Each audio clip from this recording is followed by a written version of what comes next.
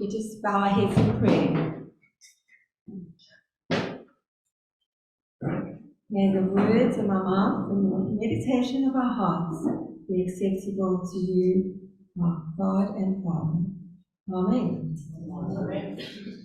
Well, thank you for coming. I thought we might need a rent-a-crowd because last week a lot of you were surprised that I was going to be joining you today in morning prayer, but not as surprised as I was when I was asked a few days prior. It's so good to be in an international community, and we all have different accents, and I really hope you can understand my South African accent this morning. I will try and speak slowly so that when I get excited, I tend to gallop, so just bear with me. So usually, when someone's invited to preach for the first time, they ease you into it, and you get a really lovely message that you can is encouraging. And then I read the gospel for today and the epistle, and I see, oh my word, this is quite a big warning that we are receiving, and I am supposed to deliver this today. So let's see how we go. I've chosen the epistle this morning, and Paul is speaking to new converts. And what I noticed in this passage, he mentions the words dead and alive quite a lot. Now, I'm not sure how many of you have watched Western movies or have enjoyed a good cowboy book, but there's always a poster in a Western movie of an outlaw that they are searching for, and at the top it says wanted, and then there's a grim-looking face in the center, and at the bottom it says dead or alive, with a reward, which is usually monetary. And you see these bounty hunters, our whole story revolves about them trying to find this person. What came to mind when I read Dead and Alive, I thought in a Christian context, what would that poster look like? Wanted, each of our faces, and dead and alive. That's the operative word, not all. What is our reward? Eternal life. And I think Paul is trying to convey just how important it is for us to die to our old self and to rise with a new self. Paul focuses a lot on Jesus' suffering, on his death, and his resurrection. We had Easter not so long ago, where we once again heard the Passion story. Now, I'm not sure if it happens to you, but sometimes when we hear the story over and over again, we become a little desensitized to the details. And I was just thinking of a painting I have in my home. And when I first bought the painting, I noticed every brush stroke, I admired every color, every bit of detail. Now, as I walk through the lounge, I'm aware of it. It's there, but I don't look at all the detail. Paul is challenging us, and he's saying, look at the detail. When I was 18 years old and at university, there was a group of students who chose to go on a mission outreach, and I was going to join them, and we were going to Southwest Africa, and that's now known as Namibia. And we were based in the capital of Windhoek, and there's a very long main street called Kaiserstrasse. And the team decided they were going to reenact the Passion story. This was in the middle of winter, which is in July for us. I had such a problem with this. I felt, how can they do this? It's totally out of context. This is not Easter. Why are we reenacting the death of Christ and the crucifixion? Anyway, I was shouted down, off we went, and then started the procession from the top end. And the person chosen to be Jesus, the makeup looks so realistic after his flogging, and he carried this huge cross all the way down the street. But they planted different team members to mock him, to insult him, to spit on him throughout the crowd. That is something I could not do. So I opted to go to the garden where it would eventually culminate and the crucifixion was going to be, so I could set up. That day we had a range of emotions. Some people were really angry, some people were sobbing, some people were shocked at what they were seeing. But one thing that really has stood out to me is that after the crucifixion in the garden, so many gave their lives to the Lord for the first time. So many had only heard the message of Christ for the first time. On reflection a few years later, I realized how wrong I was. The message of Christ isn't just for a season in the church. We are supposed to have that message every day. We're supposed to look at the detail every day. I don't think I could have been part of the mocking and the spitting, whether to act or not. But what I have learned from that is that we need to share the gospel. Today, GAFCON, whom we are part of, it's their 15th anniversary. And their message today is sharing the gospel of Christ to everyone. When we look at the very first verse that Paul shares with us, he says to us, don't think that you can carry on sinning. Your grace is not going to increase. So quite interesting that, because when Jesus died for us, we were actually slaves to sin. We were shackled. Now, when you look at those movies, you see slaves with big shackles on their wrists and their ankles and chains holding them, or they are tied to big rings on walls. That's exactly what we were like. We were slaves to sin. Jesus, by dying for us, broke those shackles and broke those chains. We are no longer master to sin. We have a new life in him. With that new life, we have to now look at ourselves critically. And yes, we are human. We will stumble. If we trip, if we're walking along the road and we trip, it's different to when we deliberately dive off a precipice.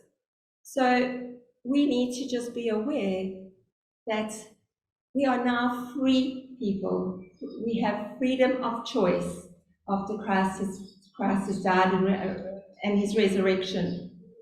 I just wanted to give a slight analogy. When Ross and I were preparing to come to Portugal, and I think a lot of you have gone through this process, we had to go through a visa application process. And I'm sure you all know it. It is frustrating. It's a bit daunting. And there's a certain fear factor because now your future is in some clerk's hand behind a desk. We had loads of admin to do, interviews, a criminal check, had to change our driver's license. And then once we were here, we had to go through the whole process again, but this time in Portuguese. Then we received our card, and we were so excited. We have now got a visa to say that we can be here. Do you identify with that feeling? Wonderful feeling. Now we work towards citizenship.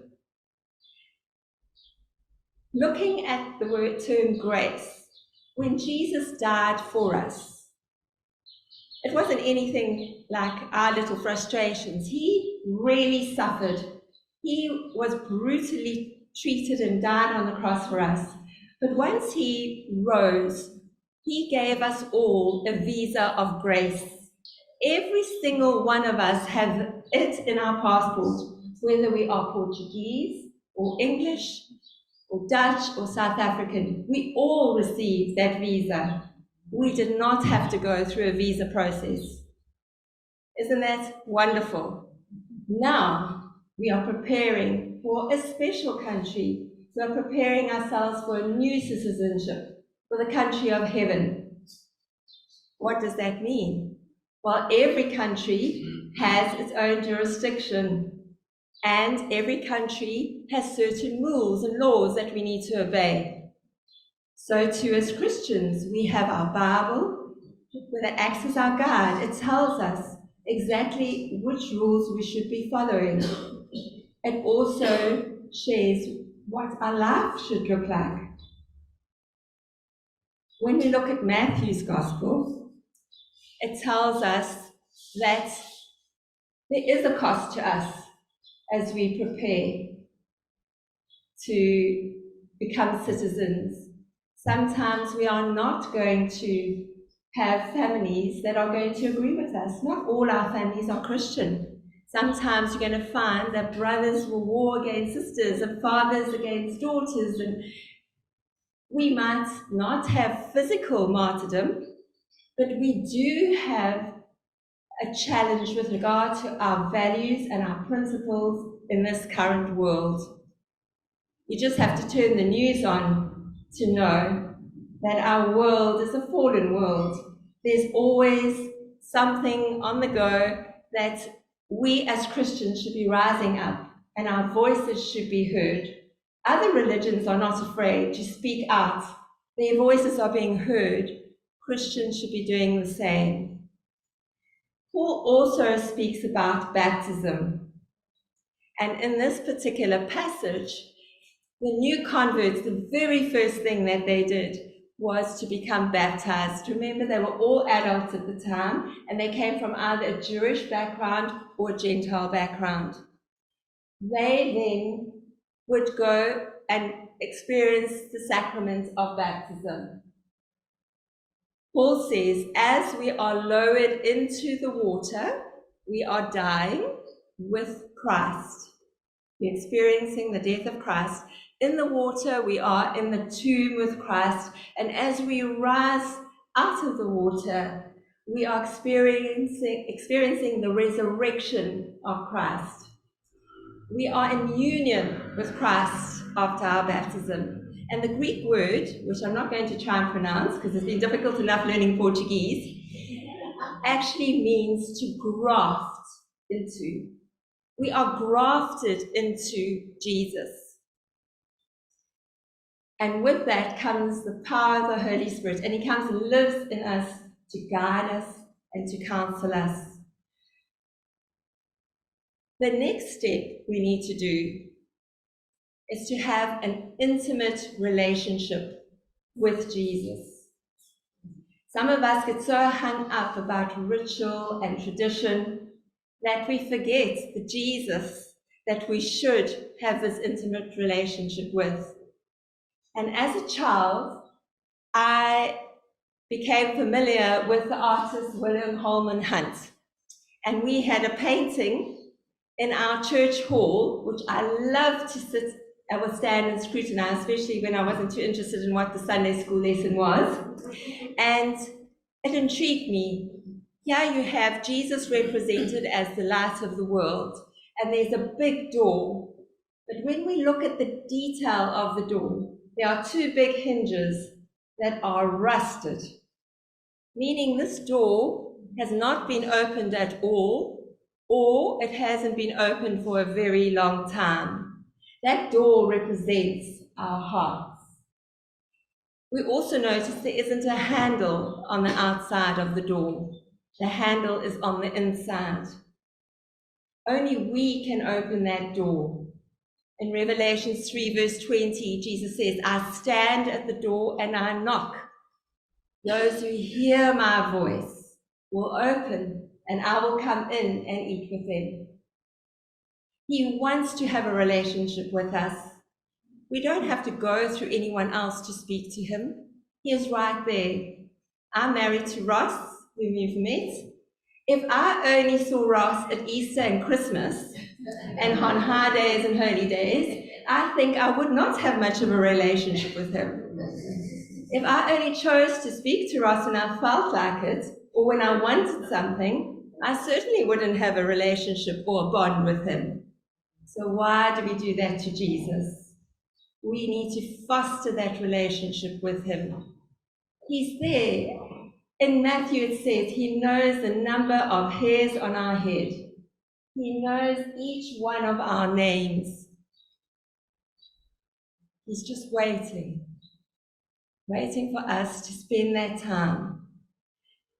Yes, we have our Bible, we have our prayers, We have a wonderful fellowship here at Christ the King to come to, where we come and encourage each other, but we also need to have that relationship with Jesus. I often hear people say, she's such a good person, she'll definitely go to heaven. He's done such good deeds, he doesn't need to know the Lord, he'll go to heaven. Good deeds don't get us to heaven. When we have Jesus in us and we have built our faith, it's an automatic expression of our faith to do good deeds. And James in chapter 2, verse 26 says, faith without deeds is dead. We need to give up our old habits. We need to stop our old lifestyle. I was speaking to someone a few weeks ago, and he said, I love coming to church, and I love hearing about the Lord, but I'm not ready to give up my lifestyle. We are told in the readings today we need to. And if you're unsure, just go and read Corinthians, and it's very clear as to what we should not be doing.